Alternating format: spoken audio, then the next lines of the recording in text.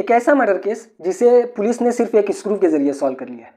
ये मामला केरल के कोची शहर का है, जहाँ कुछ मछुआरों को एक झील के किनारे अचानक से बदबू आती है और वो जब उस जगह पर जाकर देखते हैं तो उन्हें एक नीला कलर का ड्रम दिखता है।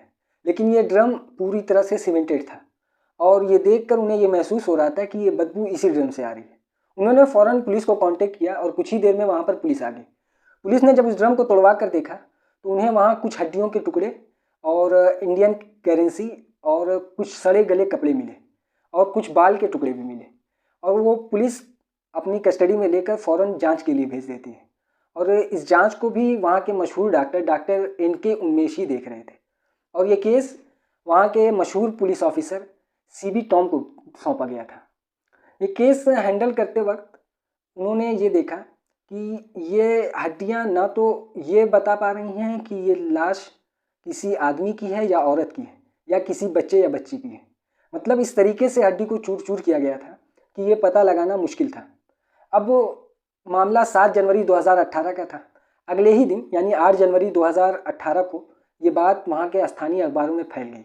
यानी अखबार वालों ने ये लिख दिया कि एक झील के किनारे इस तरीके से लाश का टुकड़ा मिला है। पुलिस जब इस मामले को और तफ्तीश करती है तो उन्हें कुछ मिलता नहीं है। अब ये मामला और पेचीदा होता जा रहा था क्योंकि एक मशहूर ऑफिसर यानी शेरलॉक होम्स कहे जाने वाले, साउथ इंडिया के शेरलॉक होम्स इनको कहा जाता था, सी.बी. टॉम, ये इस मामले में मशहूर थे कि ये कितनी भी बजी हुई गुत्थी होती थी उसे आसानी से सॉल्व कर लिया करते थे। लेकिन इस मामले में वो भी शांत पड़ गए थे, यानी उन्हें भी समझ में नहीं आ रहा था कि इसको सॉल्व कैसे किया जाए।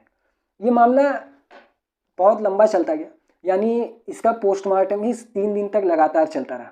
यानी लगातार 3 दिन तक इस बॉडी का पोस्टमार्टम होता रहा और इनके उन्मेष यानी जो मशहूर डॉक्टर थे, अचानक उन्हें एक स्क्रू मिलता है जो कि उस लाश के बाएं पैर में फिट किया गया था। लेकिन उन्हें ये नहीं समझ में आ रहा था कि ये कोई सबूत के तौर पे काम कर सकता है या नहीं। फिर भी उन्होंने सी.बी. टॉम को कॉल किया और बताया कि एक सबूत मिला है, यानी ये काम का हो सकता है या नहीं ये आप तय करेंगे, लेकिन एक स्क्रू मिला है जो कि लाश की बाईं एड़ी में फिट किया गया था।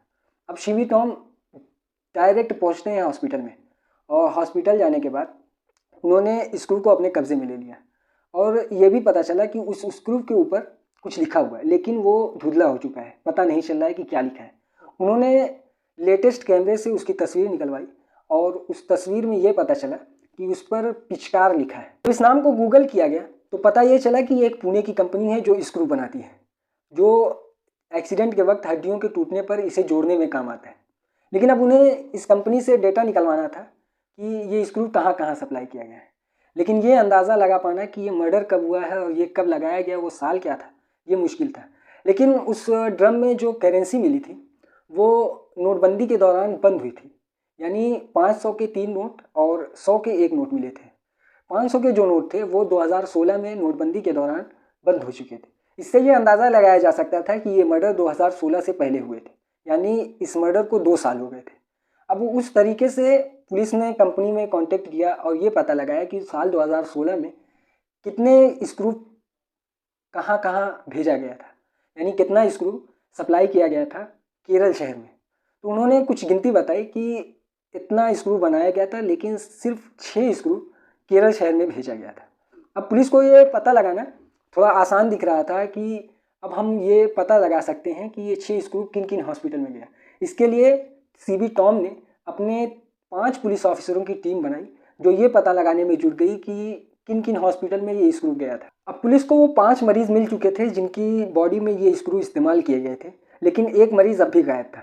जब पुलिस ने हॉस्पिटल में पूछताछ की तो पता चला कि उस मरीज़ का नाम शकुंतला है और उसकी उम्र करीबन 60 साल है। लेकिन पुलिस ने पिछली तहकीक में ये पता लगाया था कि वो बाल एक लड़की का है, यानी उसकी लंबाई कम से कम 6.5 इंच थी और ये बाल की लंबाई औसतन किसी लड़की की ही हो सकती है क्योंकि लड़की के बाल ही लंबे होते हैं। लेकिन फिर पुलिस ने सोचा कि कुछ लड़के भी हैं जो लंबे बाल रखते हैं, तो इस वजह से पुलिस अभी कुछ क्लियर नहीं कर पाई थी। लेकिन अब पुलिस को यही एक रास्ता दिखा और इसी रास्ते पे पुलिस ने अपनी जांच आगे बढ़ाई। जब वो औरत की लड़की का पता लगाया गया तो उसका नाम अस्वती था। पुलिस ने अस्वती से पूछताछ की तो पता चला कि आखिरी बार तुम अपनी माँ को कब देखी थी। तो उसने बताया कि साल 2016 में जब मेरी माँ का एक्सीडेंट हो गया था, एक ट्रक वाले ने उनकी स्कूटी से टक्कर मार दी थी, उसके बाद उनके पैर में फ्रैक्चर हो गया था और हमने उन्हें हॉस्पिटल में भर्ती कराया। 15 दिन बाद जब हॉस्पिटल से उन्हें रिलीज़ कराकर घर लाया गया, कुछ ही दिनों बाद उनको चिकन पॉक्स हो गया और ये एक इन्फेक्शन था। तो हम लोगों ने, कहीं हम लोगों को ना हो जाए, तो मैं अपने बच्चे को लेकर एक लॉज में रहने लगी और माँ अकेली रहती थी। कुछ दिनों बाद जब मैं वापस आई तो पता ये चला कि माँ कहीं चली गई है। अब वो मैंने भी सोचा कि वो अपनी मर्ज़ी से कहीं गई हैं, तो मैंने इसकी जांच भी नहीं की और कोई एफआईआर भी नहीं की। उसके बाद जब वो अस्वती से पूछताछ की कि तुमने एफआईआर क्यों नहीं की, तो उसने बताया कि मेरी माँ और मेरे बीच का रिश्ता कुछ अच्छा नहीं था, वो मुझसे नाराज़ रहा करती थी। जब वो पुलिस ने तहकीक को आगे बढ़ाया तो पता ये चला कि अस्वती को किसी लड़के से प्यार था और वो उसके साथ शादी कर ली थी, जिसकी माँ को खुशी नहीं थी, क्योंकि माँ नहीं चाहती थी कि अस्वती उस लड़के से शादी करे। अब अस्वती अपनी मर्ज़ी से वो शादी करके चली गई, लेकिन कुछ ही दिनों बाद साल 2015 में उसका और उसके आशिक के साथ डिवोर्स हो गया और वो वापस अपने बच्चों को लेकर घर आ गई।